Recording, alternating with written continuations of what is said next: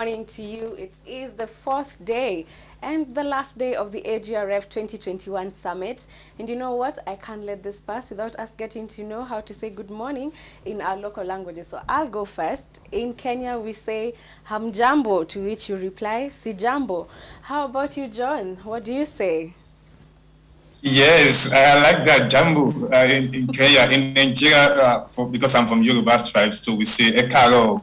But if you want to say it in PG, you say "na good morning" for your hand. How things they go? Interesting. How about you, Wangari? Since you've already represented Kiswahili, I can say it in Mozambique, which they speak Portuguese, and they would say tudo bem, which means hello or hi. Unique, I can't believe it's been a week already. Time flies when you're really having fun. Don't you agree? Indeed, Wangari. Good morning from Zambia. In my language, we say mulibwanji, and you say tiribuino. But coming from a country that has over 73 languages, oh, believe me, it gets interesting. So, time has really flown by so quickly. I can't believe this is the last day of the summit. This reminds me, when you're making a fire, people like to join, but when it's time to clean the ashes, you're often left alone. I'm just so excited that the fire was set here at the AGRF 2021, and I can see that we're not left alone. Can you believe it? We reached over 12,000 virtual participants from over 103 countries. And in total, the program will have featured 87 sessions with 9 hours. Can you believe it, you guys? Including plenary sessions, thematic platforms, we had panels, we had breakout groups, we had food insights, we had cultural moments and virtual outings and networking. Wow, what an achievement for this year's summit. Francisca. Those are such great numbers, Unique. I have to thank you for that. And on social media, we did such a great job on the first day of the summit on 7th of September. We saw Twitter impressions grow to 19.6 million. Wow. And this has grown to 26.5 million on the 8th of September. Can you believe that? Wow. And so far, Twitter reach has grown. On the 7th of September, we had 2.6 million, and that has grown to 3.3 million by the 8th of September. And guess what? Yes. In total, we have 46 million impressions and 5.9 million reach. That's a really good number, guys. I think we've done a great job. I think really good job. Yes. I totally agree with you, Francesca. Yes. 46 million impressions in less than 1 week. That's quite impressive. And that shows that this conference is conference for the people. It's an event for the people to really voice their opinion and let us know about what is happening, apparently, and sharing their thoughts. Yeah. So to take you through a quick reflection of what happened yesterday, the program featured quite a number of events and side events also that engages young people. So we have the youth town hall meeting, which actually took place. I was very excited seeing that young people actually took the lead for that event, meeting with Mr. President, the President of Kenya, and all other key stakeholders. Beyond that, we have the Headers Council's meeting that happens from the AGRF Summit.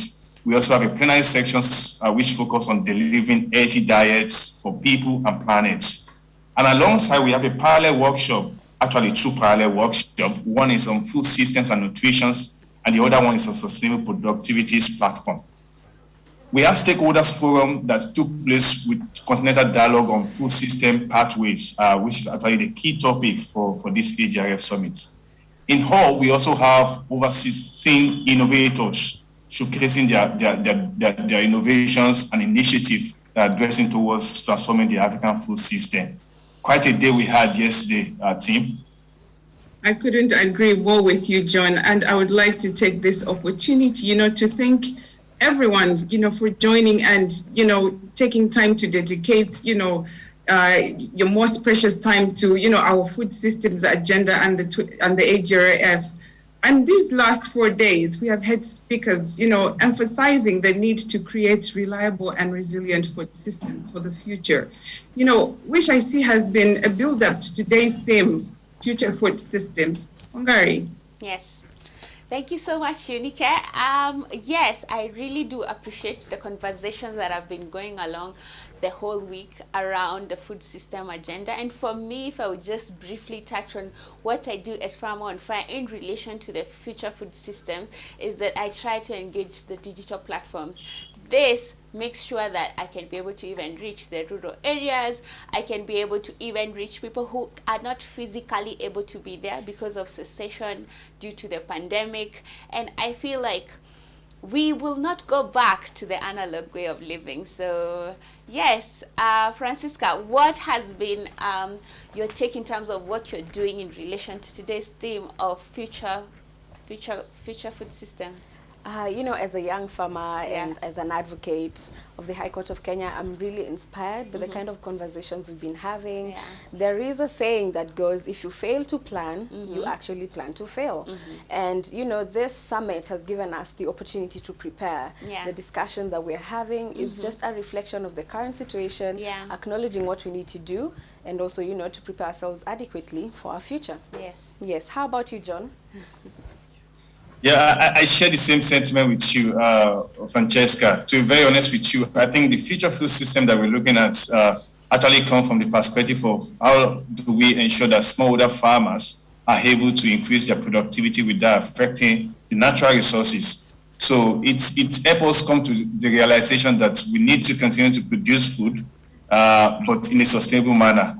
And then that means that we have to leverage on technologies, we have to leverage on innovations that help us to drive this productivity and also getting healthy diet for people on their table. So that's my whole talk, focus discussion around this topic today. Wow. Thank you, John. Just to sum up, what you guys have said, I think for me, future food systems, I look at it from the perspective of young people, the kind of innovations that are out there. I think we need to take time to, sit down with the young people that have come up with, various forms of innovations in trying to solve, some of the biggest challenges that are facing, our food system. So for me, future food systems means embracing young people and innovations that they're bringing on board. Wow, Unike, that's great. Francisca, take us on to the key facts. Absolutely. Yes. So Africa has the building blocks, including a large population, working in agriculture, and abundant fertile land necessary to grow all of its own food and even produce a surplus. Currently, the biggest challenge to Africa's food security is that despite its vast agricultural potential, the region is still a net food importer. By 2019, Africa expended $43 billion in food imports, and further projected that by 2030, these imports would build up and reach $90 billion. Thanks for sharing those statistics, Francesca. I would say what you have shared points to two contrasting realities, both existing opportunities for Africa farmers as well as a potential unsustainable dependence situation for the continent. And like our tradition, we have an exciting lineup for our guests today. So we have Laurie Hanover, the Senior Vice President, Community Agriculture at Netafarm. John, could you please take us on into a special guest section? Yes, Wangari, you won't believe what we have today. We have one of the most renowned person on earth changing the narrative of agriculture. So again, like every other day, we've always been in amazing guests, and today is very special guest. We have Laurie Hanover, Senior Vice President at Community Agriculture at Netafarm. So Laurie's works on approaching the community agriculture where Laurie works is focusing on innovative approach for harnessing the transformative value of precision and resilient agriculture for smallholder farmers. Laurie has served as Netafarm Senior Vice President, CFO, responsible for their global finance and IT activities. Prior to joining Netafarm, she has worked as Executive Vice President and CFO at Tuneva Group. She was also the CEO of the DKH Law Firm, Senior Vice President and CFO of Lumenis. My goodness. She was also the Corporate Vice President and CFO of NIS System. Also, in addition to that, she was the Executive Vice President and CFO of the Sapiens, And beyond that, she has held various positions at CITES and Philip Morris International. What an audience we've got today. Francesca, you have the floor. Thank you very much, John. Welcome, Laurie. It's such a great privilege to have you join us today. Laurie? Yes. Welcome to today's panels. It is really a great privilege to have you here with us today. So on to our first question. You lead one of NetFM's key new strategic initiatives called Community Agriculture. What is that all about? Well, first of all, thank you. It really is an honor to be here. And I will try to explain community agriculture by taking you through a little bit of the journey as how we got to this initiative. So for those of you who don't know, NetFM is actually the pioneer of sustainable drip irrigation technology.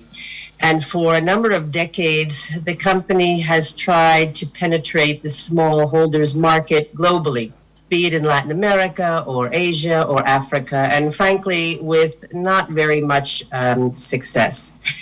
Now, even in India, where there has been a fair degree of success in penetrating this technology after 25 years, we've only managed to reach approximately 10% of the 800 million small farmers in India. So there's a lot to be desired. And just a few years ago, we decided to work together with the very supportive government of Prime Minister Modi to accelerate the penetration and bring this technology to small farmers. And the difference here was that up until that point, we were focused on individual by individual farmer, convincing them of the benefits of the technology, trying to enable them to leverage the benefits of this technology. And of course, it would probably take another 80 years before we could reach all the farmers. And so the concept that was introduced to accelerate this technology transfer was one that said, let's not look at the individual, let's look on a much broader scale. Let's take a look at communities, groups of communities together, and let's bring about the required infrastructure and know-how in order to make large groups of small farmers en masse aware of this technology and benefiting from it. And since that time, we've done about 15 such projects, which each one covers about 25,000 small farmers. So we're up to about 300,000 small farmers that we've been able to introduce to this technology in a relatively small period of time, that of a number of years. So we said, India is rather unique in the way the government is very supportive of particularly drip irrigation technology, but what can we take from this experience and perhaps revisit what we've done in other areas, principally in Africa? And so we said, okay, let's not look at the individual level. Let's start looking at a community level. And the interesting thing about looking at it at a community level is that it would then separate, I think, and alleviate one of the main challenges of dealing with the smallholder segment, and that is that an individual farmer is much less bankable, if bankable at all. Yeah. And that has been, I think, one of the big challenges. How do we get the financing in to enable the farmers to take advantage of the technology and knowledge? So if we're talking about a group, let's say a large community, then we now have a more economically viable unit to deal with. And so we say, okay, so that's one step. The second step is to say we have to look at an entire food system. We can't just focus on irrigation. So we need to think of this in an ecosystem environment. We need to think about what we bring to the table, what partners could bring, but more importantly, what the community can bring to the table. Okay, that's step two. Step three is to say, well, maybe let's look at it not from a debt financing point of view, but let's talk about it from an equity point of view. And if we have something of scale and we can develop an impact model with a compelling return for investors, then perhaps we have a means for bringing the capital into the system in order to generate this viable community agricultural food system. Yes. And I'm sure most of you know that there's a very rapidly growing asset class of farmland investors, and there's hundreds of billions of dollars going into it. And these investors are very much aware that consumers are invested in social and environmental footprint of food production, much more than ever before. And they're looking for a way to invest the capital in such systems. So that provided that background. And finally, we need to think about the people of these communities, their culture, their needs. They need to co-build this community with us.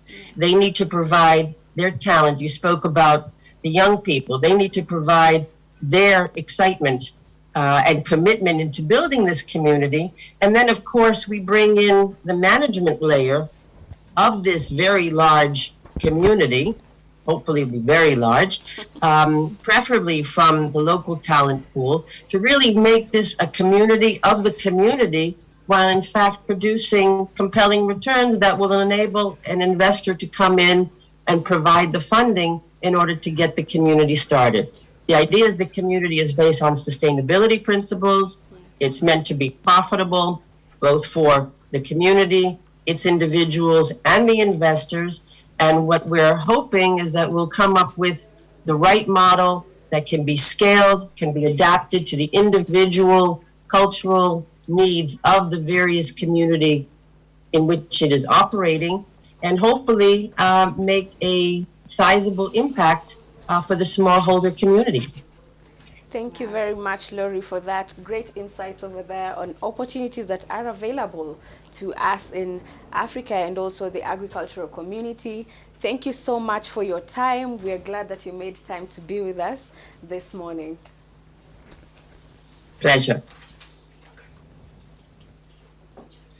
No, thank you very much, Francesca, and thank you, Lori, for that insightful discussions on what's been done in India, giving us case scenarios of what we can do as well. So we appreciate your time. Moving on very quickly, ladies, I know this is an exciting section, and yesterday we had this amazing video clip from the tractor drive run that you've been taking us through. I can imagine walking us through from Tuesday up to now, showing us how the farmer on tractor looks like. So do you guys have something special for us again this morning? Oh, indeed we do. We are. Oh goodness, I can't wait. Okay, shall we take a quick cue at that video that we have for today?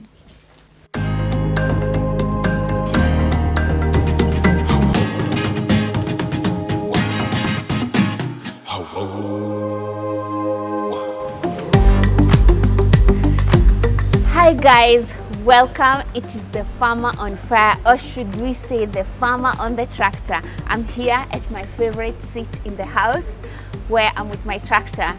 Guys, you know the importance of having a tractor in your farms. If you don't, it's the importance of having to enlarge your capacity and seeing the possibilities of using efficient farming practices in our everyday farming. Even though today is the last day, mine is to urge you to have at least one reminder that will keep reminding you on all the things that have been discussed today. May it be mechanization, may it be innovation, may it be even the youth applying for these grants and prizes that were presented in this forum. Guys, opportunities are out there. It's also good to remember that solutions are among us, and the difference is having a good dialogue, a dialogue that adds on to whatever you're already thinking. The good things about such forums is that they help you know that you are not alone, because usually human beings tend to feel like, I'm struggling alone, this problem is just mine. But when you come and you're online or you're here physically and you see, oh, this is not even just a Kenyan problem. It's a continental problem and maybe even a global one. And so the idea is to come together, pull our resources, pull our thoughts together and work towards a hunger-free nation. So for me as a farmer, I'm living here in high spirits, inspired to go do my part. And I hope you guys will do the same. So every time I see a tractor on the road, it's going to remind me of the AGRF 2021. Bye, guys.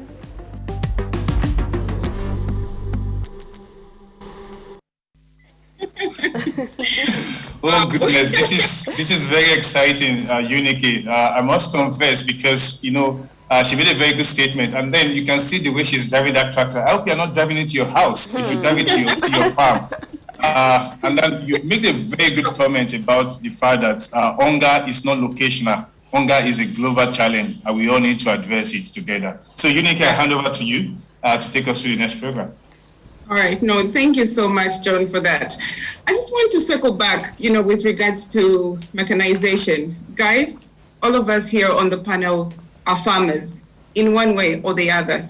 Tell me honestly, how easy has it been for you to access mechanization? I'll start with you, Francisca. Yes. So, as a young farmer, the issue of being bankable is actually a great challenge because, you have to grow your business to the level where you have a good credit score to be able to access funding, to be able to buy the machines that you require for your farm. So really, as a youth, I haven't been able to do that personally as myself, but there are opportunities to align myself with community-based organizations, which make it easier for us to access funding, at our home base in Kitui County. Yes. All right. Thank you so much for that. And Wangari, you've been all over with that tractor from day one up to the last day today. Tell me. Telling you. I am so in love, Unique. I don't think I can leave that tractor. Someone tell me how to cope. I need someone to help me adjust because I'm just seeing how that machine can just sort out my life. Mm-hmm. But just even going on into the conversation of preserving our environment and even post-harvest food losses.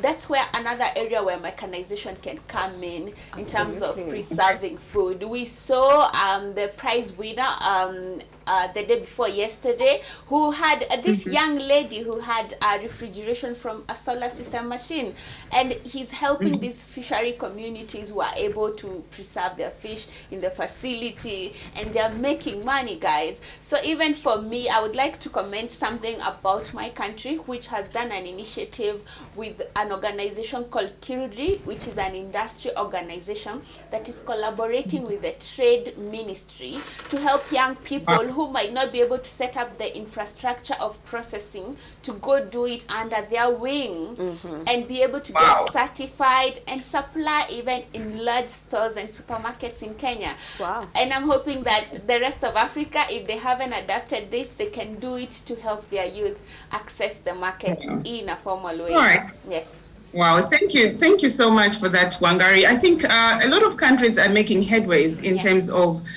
taking into account, the young people. We have something positive that has come out from Zambia, with the elections that we had previously. We now have a new president, and all of us are so excited with the pronouncements that he's made. And the most exciting one, I think, for me that is speaking to me at the moment is that there's been a creation of the Ministry for Small Medium Enterprises. So I think that is a great opportunity for young people out there to see how best they can be helped. I don't know what's happening in Nigeria. John, any access to mechanization from your part? No, I share the same sentiment with you. Initially, we used to have very low adoption of mechanization. In fact, less than about 30% of our operations, agricultural operations, is being done with machines. Others have been done with crude implements like hoes and cutlasses. And then, we mentioned earlier on about the theme for today, which is the future food system. The future farmer will not be the farmers that use hoes and cutlasses. The future farmer will be the farmers that drive the tractor, operate its implements, fly the drones on the farm to really make improve productivities and stay efficiently. But on the other hand, in Nigeria right now, I think great progress are being made with this new Green Imperative program, where you have a number of organizations coming together to ensure that we have tractor services provided for farmers at a low and affordable prices. And we've seen organizations like the likes of ARCO, John Deere, coming together to really ensure that the smallholder farmers are not left behind in this whole mechanization's agenda. So today, I'm very excited and seeing that Farmer on Fire is now Farmer on Tractor. Yes. She's been driving that tractor since Tuesday. So exciting team. Yeah. Yes. No, you know what, John? I've also been wondering what's going on in Nairobi because, we're joining in virtually from Lusaka. I'm in Lusaka, Zambia. You are in Nigeria. So, the whole week we've seen Wangari and Francisca with the truck. This every day, that you have to kill our curiosity. Wangari, what is going on? Can you just tell us already? You are right, Unike. I am in the same pot brewing with questions just as you are, but I am excited today because we have with us today Mr. Stevie Nell, Head of Sales, East and Middle East, John Deere Middle East. Yes, so we have John Nell, Head of Sales at John Deere Africa Middle East, and Mr. Benson Lukanya, Territory Manager, East Africa. Stefan is the Head of Sales, East Africa and Middle East, and he's passionate about agriculture and has more than 10 years experience in the agricultural, corporate and business environments. Stefan also is involved in building strong networks and developing channels to come up with ways to help address one of Africa's underlying challenges, which is to feed an ever-growing population in a sustainable manner. And with him, we also have, today guys, this tractor manenos. Benson is the territory manager who is with us today as well from East Africa at John Deere. He has over 15 years experience working with various machinery assignments and projects for farm power at various levels on food production. The range includes field preparation in all ways processing. Francesca, please take it up. I am particularly very excited about this because, you know, we've been riding around in this track, a lot of curiosity about it. Yes. So here at AGRF 2021, we have been talking about the pathways to recovery and resilient food systems. And today we are looking at future food systems. Yes. Mr. Stefan, welcome very much to today's panel. I'll say. Good morning, everyone. It's really an honor to be here and exciting to be part of AGRF 2021. Looking forward to the conversation. Thank you, thank you. So, can we ever talk about future food systems without mechanization, really? Or how does mechanization play a role in the food systems? Yeah, so it's always easy to answer it in a complicated way. I like to break it down to a simple way to answering it. So it's almost asking the question if you can provide a nice dinner to your family without having the right tools to make it. You need an oven, you need a stove, you need a lot of things, and that's the role that mechanization plays in the food system. So you need the right product for the farmer to be more efficient, more effective in the way that they produce food. And I've heard conversations now this morning, and Laurie, I think, hit the nail on the head about the financial bankability of small farmers and actually affording mechanization, and there's solutions in place that we would really like to tell you guys a little bit more about, that how we can ensure smaller farmers get access to mechanization. Yes. Not necessarily every farmer owns a tractor, but at least accessing that. Yes. And I think Benson can elaborate for us a little bit more on the importance of having mechanization as part of this whole food value chain and the role that it plays to ensure that farmers are more productive and can produce more food on the land that they have and expand the land as well. Yes. Mr. Benson, welcome to our chat today.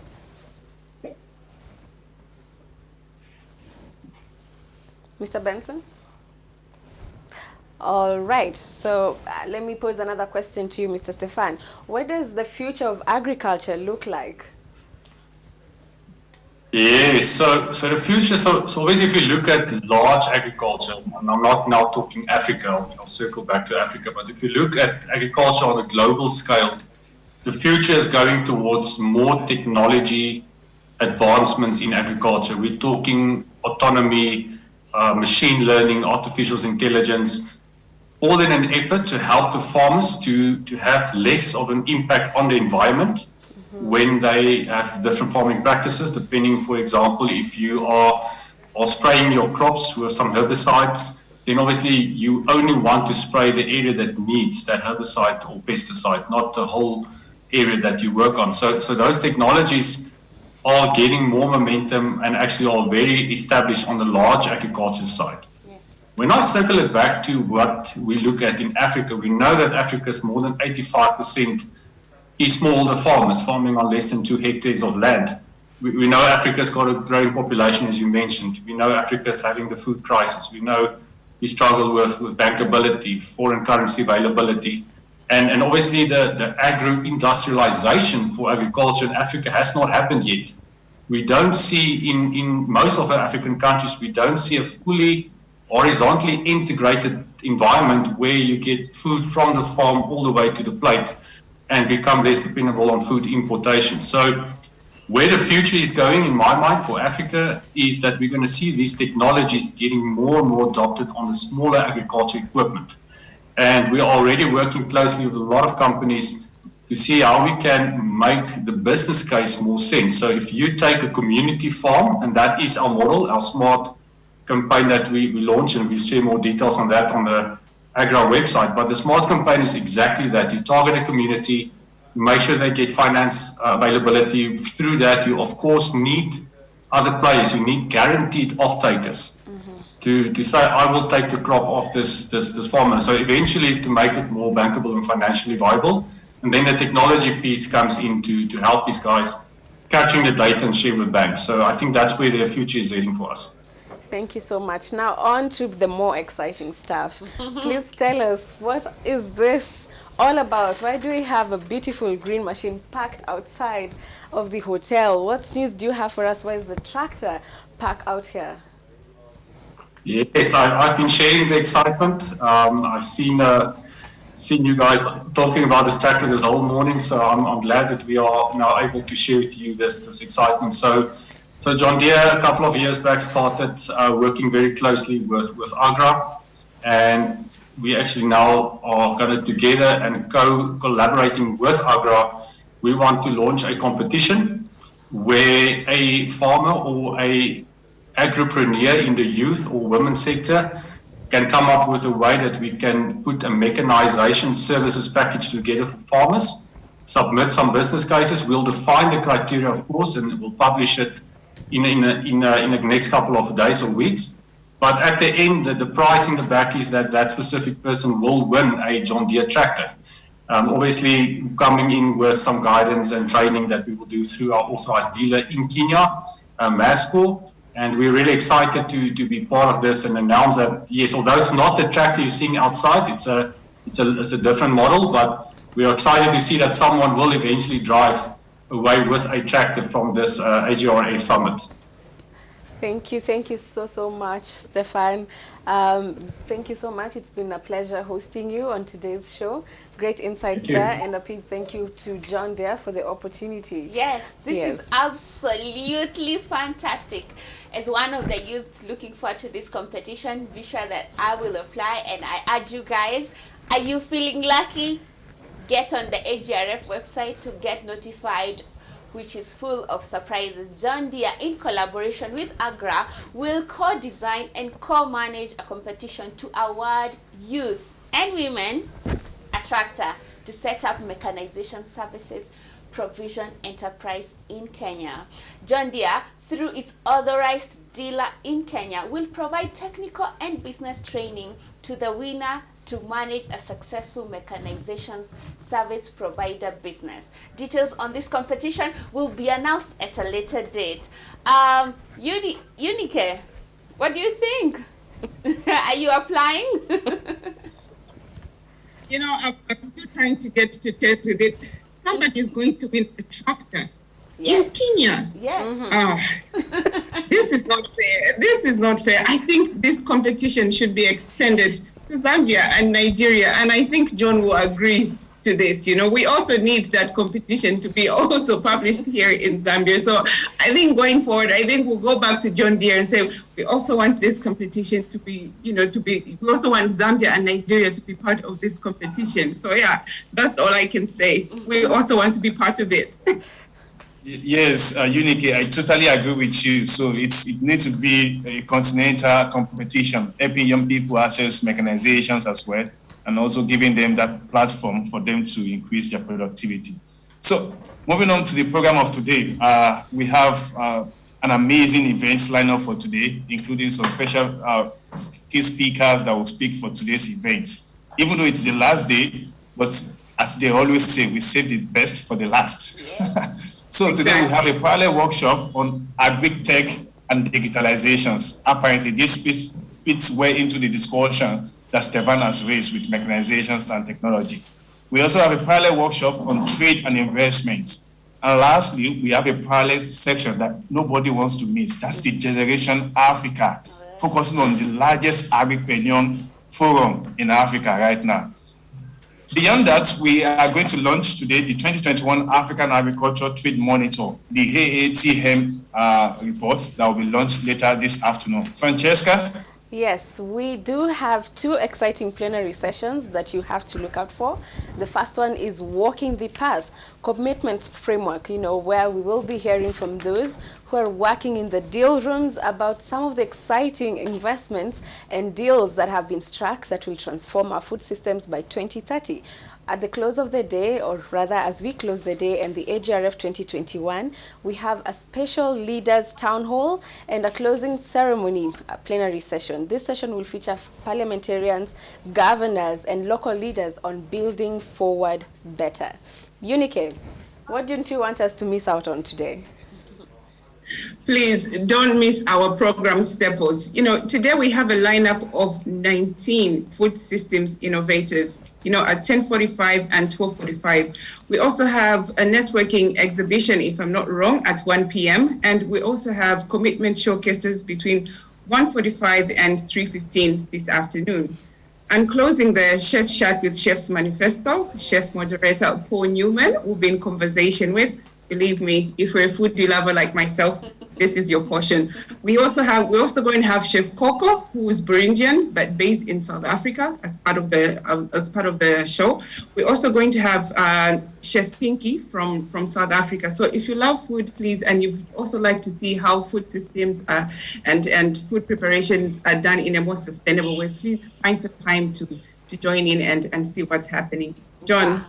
No, I like that. So because I've attended at least two of these Chef Manifesto events, side events, and it's really very experience driven and a lot of lessons to be learned, particularly when they talked about the indigenous food, how we can then incorporate that into our daily diets, and also ensuring that we support smallholder farmers. So the chef, like I said, plays a bigger role in the food system transformation. We can't leave them behind as well.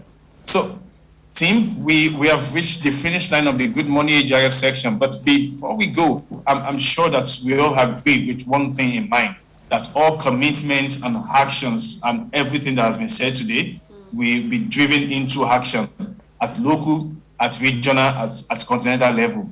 We are ready to build a new food system, and we are also ready to move forward better. I think you agree with me, Wangari. I do, and even as you bring in that conversation of going back to our roots, that's at least one thing that we can do that will just help us toward this goal of healthier quality and quantity food. So going back to our roots is at least one of the takeaways that I'll take home. But this year AGRF Summit aimed to identify immediate actions and sections that need to be taken to accelerate progress and recovery towards inclusive agricultural transformation. Unique, can you at least summarize for us some of these themes and your input as well? Thank you so much, Wangari. I think for me, it's been such an intense week, I can't believe the numbers. When we were told this morning that we had reached over 12,000 participants, virtually, for me, that was like, okay, fine. I think we're heading towards, the right direction. And I think this year's AGRF 2021, has showcased solutions and pathways, to food systems transformation and recovery under 4 action tracks. we had the first one, which was talking about equitable and inclusive, livelihoods, where, we saw people pitching in and saying how best we can, bring on board women and youth in, bringing them into an inclusive ecosystem. We also had, the hashtag Build Forward Better, which also resonated with most of us. We also had another action track which was talking about healthy people and the planet, and you guys really contributed massively, talking about giving your perspectives on how healthy food should be accessed by everyone, and just everyone across the planet. And the last action track that really spoke to me was future food systems, and I think everybody contributed massively, and I must thank you guys that it's been a good time, and we're looking forward to how people are going to achieve this 4 action tracks. Wangari. This is true. It's been a good run and a fun time here at Good Morning AGRF. But all fun things sadly have to come to an end. I feel like my brother John should have joined yesterday's Elders Council, where former presidents were discussing and giving us some of the tips that they can share on to the new generation, because they have the experience and they would like to leave something for us to have to add on to our thought process. So John, will you give us at least one more African proverb on the last day? I think we need one as we close. Well, Gary, you're making me to laugh here. I'm blushing, and I won't give you just one proverb for what you just said. Whoa. I'll give you 2 so that you can officially add me to the Elders Council. Do it. So, to start with, there's this beautiful African proverb that says, when a small toe is hurting, the whole body swoop down to attend to it. What that means is, in the recent, we are all in this together. This is our food system. This is our continent. This is our world. We have to come together. Yes. We have talked together. We have heard together. We have also made commitments together. And at the same time, what that means is we should not be leaving anyone behind. We won't do. So I leave you with my last and most favorite African proverb. Do you want to hear it? Oh, should I go ahead? Okay, no, I'll go. So it says that if you want to go fast, you should go alone. But if you want to go far, we have to go together. So what that means again is, team, this is our commitment. We are in this together. We are going far to transform the African food system. Yes. Making desired changes and action at local, at regional, and at national level. So with that, my colleagues, I'll say good morning, AGRF, and I want Wangari, Francesca from the studio to say their style. Just say something to finish the line, and then I'll turn over to Unique, and then we'll close the section for today. What do you think? Oh, John, I can't wait to come to Nigeria and just get this. I feel like I was meant to be Nigeria. The excitement, the knowledge, the wisdom, and I will surely miss this forum, but then I have so much that I'm taking home with me. So see you in the next week, Francesca. Yes, it's been a pleasure being your host at the AGRF 2021 Summit. Thank you so much, my co-host, such a good job, and thank you to you, our participants online. You have made this a success. For sure. Yes. For sure. And from Lusaka, Zambia, I will miss you guys. Thank you so much for making this work worthwhile. John in Nigeria, I'll be seeing you soon. Please take care and Mutale Bueno.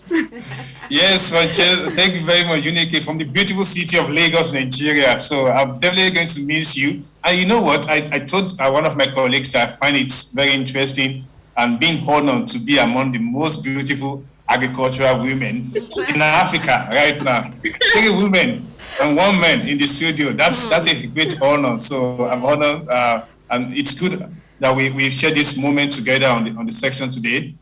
With that, with my colleagues, thank you very much all for joining the Good Morning AGRF, and we'll see you again next year, God willing, and then we'll continue to drive the discussion for today. So together we'll say bye. Goodbye. Bye. We'll see you next year. Bye.